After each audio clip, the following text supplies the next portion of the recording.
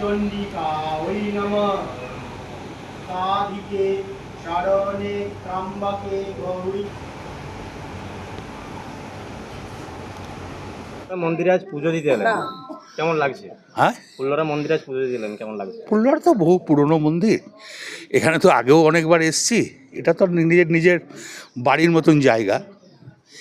যখন আমরা দলে পাড় আসি নাই তখন থেকে তো লাভপুর আসা, তো এই কারণেই ফুলবাড়ি তো মা মা ঠিক আছে। প্রার্থনা করলেন আজকে? সবাই কি গোটা বীরভূম জেলার মানুষ, লাভপুরের মানুষ, গোটা পশ্চিমবাংলার মানুষের সুখ চাইলাম।